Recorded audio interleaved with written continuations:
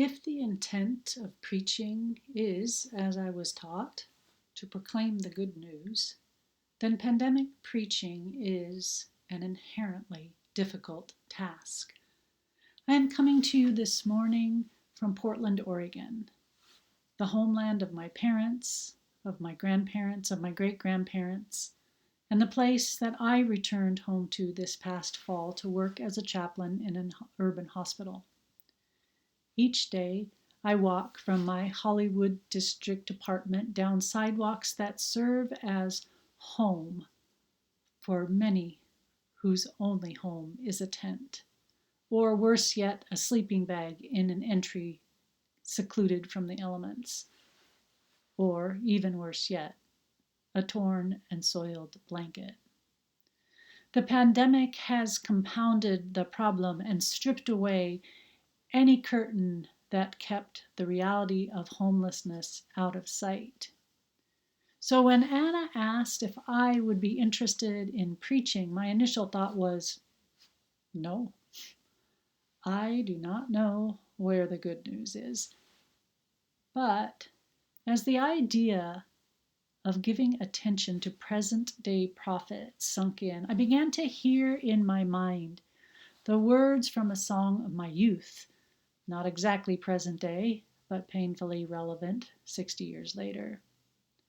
The words of the prophets are written on the subway walls and tenement halls and whispered in the sounds of silence. The song was Simon and Garfunkel's The Sounds of Silence. I'm going to play just a part of it so that you get the feel of it, though I recognize this recording won't be great. I do encourage you, when you have a chance, to listen to this song in full and to give some attention to it.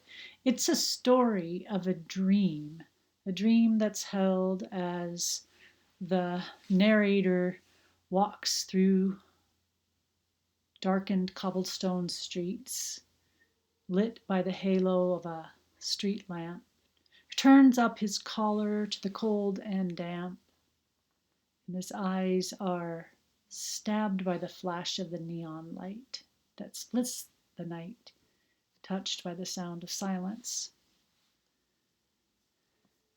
The story, the dream, concludes with what you just heard, and the people bowed and prayed to the neon god they made, and the sign flashed out its warning in the words that it was forming, and the sign said, "The words of the prophets are written on the subway walls and in the tenement halls and whispered in the sounds of silence."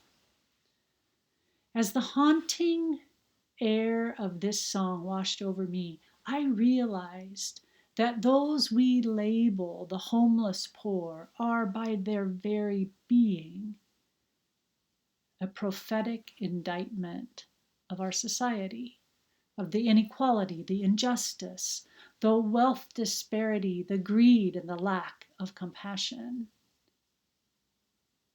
As I walked from my warm and comfortable apartment to the well-resourced hospital a mile away, I too folded up my collar to the cold and damp. Over time, I found ways of walking that took me home by another route to avoid the reality, to avoid indictment, to avoid the unlikely prophets in my neighborhood. It was and is too overwhelming. When combined with the loss and the death and the suffering inherent with the pandemic, the indictment embodied by the lives of those labeled the homeless poor was too much. It created too much cognitive dissonance, too much dis-ease. But if I turn away, how can I hear the important words of the prophets written on the subway walls and in the tenement halls and whispered in the sounds of silence?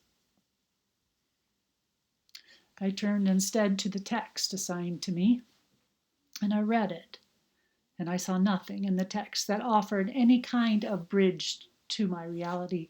So I went back and I read the whole story. The story of Nehemiah. The people of Israel had been living in exile, and some of them had made their way back home to Jerusalem, but it was all boarded up. It was in shambles. The walls were torn down. It was a vulnerable place. Nehemiah, who had worked as a cupbearer to the king, heard of the destruction of the walls of the city, and he wept, and he mourned, and he cried for days over the loss of homes, the loss of security, the loss of life. The king recognized his sadness, and realizing that Nehemiah wasn't physically ill, the king accurately assessed Nehemiah's situation, saying, "This can only be a sadness of the heart." So with the king's support, Nehemiah went to Jerusalem, and over months, he helped the people to start the rebuilding. According to the second chapter of the book of Nehemiah, they committed together to the common good. They joined together, family by family, side by side, to rebuild the walls that had been destroyed. They covered for each other as they built, protecting each other when they were most vulnerable. They worked to secure reparations for those who had been taken advantage of. And gradually, over time, through sweat and tears, they restored their walls, their city, their home. The singers made music again. The artisans set up shop again. Ezra, the priest, then called all the people together. The text reads, "The men and the women and all those who could hear with understanding, and together for hours they listened to the reading from the book of the law of Moses. For hours they listened and they heard." The text reads, "The ears of all the people were attentive." And in hearing the story, in hearing the words, in hearing the message of God's faithfulness, of God's deliverance, of God's accompaniment with them, in hearing the story of the holy, they were moved to tears. Life's deepest experiences are portals to the divine. And it was as if in hearing the story, they knew that. Nehemiah and Ezra said to the people, "This day is holy to the Lord your God. No more mourning, no more crying. Instead, it is time to celebrate. So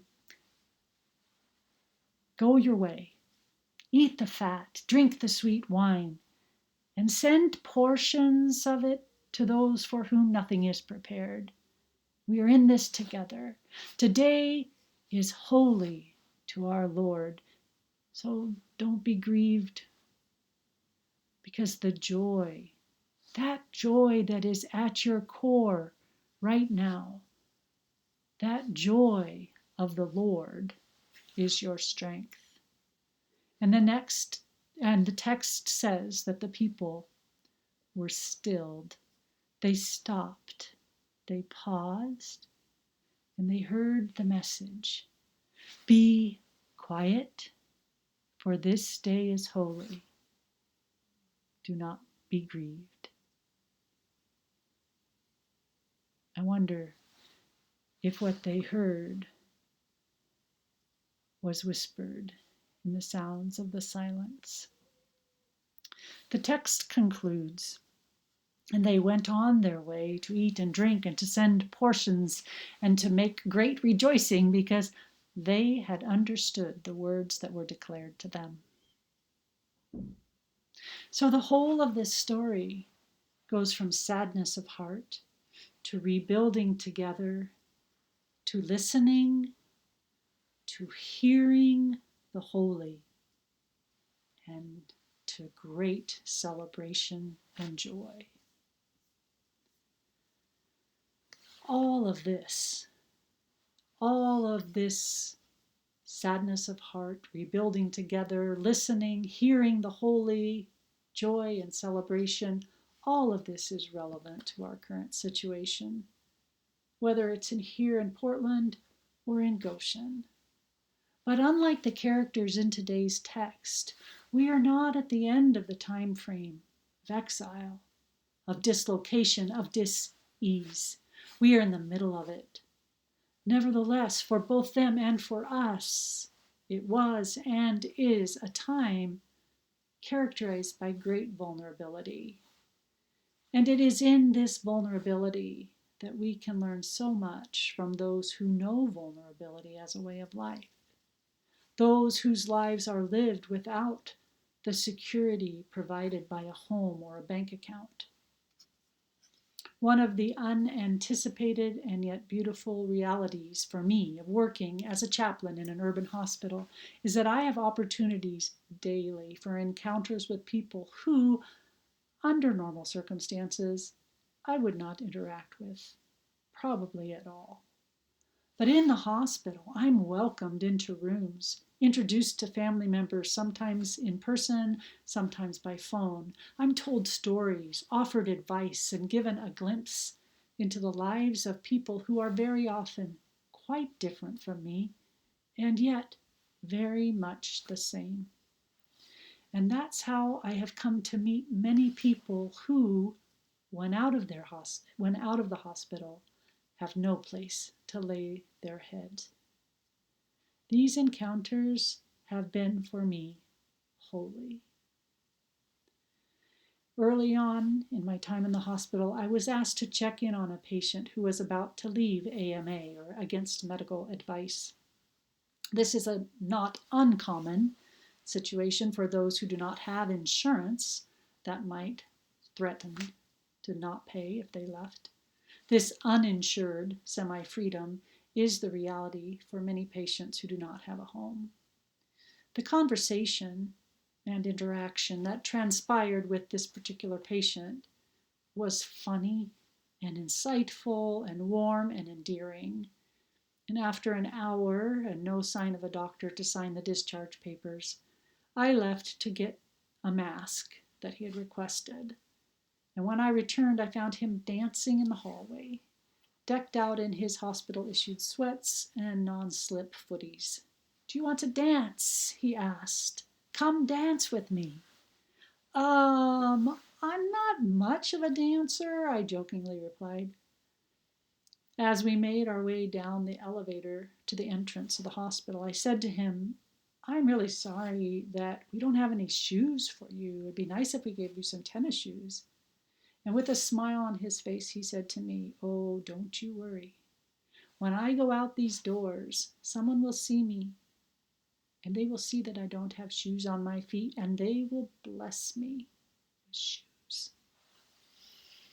And I thought, and you will continue to bless others with your exuberance and your joy. In the hospital during this season of pandemic, I am given the gift of bearing witness to the sadness of heart. It is so very present. I am invited to stand side by side with others who are just starting the rebuilding of their lives. I am challenged to listen to the sacred and often painful stories. I'm welcomed into the presence of the holy over and over again. And on occasions, I'm even invited to dance, to join in a holy celebration of life at its most basic form. These are the messages I see, written not only on the subway walls and whispered in the sounds of silence, but in the lives of people I encounter. Don't turn away from the sadness of heart. Name it, mourn it, grieve it. And when invited, rebuild with those around you, side by side, for the common good. Listen to the stories. They are inherently sacred. They are our lives. Watch attentively for the holy. in that nurture awe. And finally, celebrate with abandon, one way or another. Tap into that joy at the core of our beings. I recently heard Matthew Fox speak out about one of the uniquenesses of the human species, in particular, that capacity to celebrate with abandon. It's not that other species don't do it, but that humans have an innate capacity for joy. He said this seated in front of a painting of Miles Davis, who had a trumpet in hand, and dancers were all around. And Matthew Fox said something like, "The vitality, the beauty that humans are capable of depends on the quality of awe, reverence, and joy in our lives. These lead to celebration.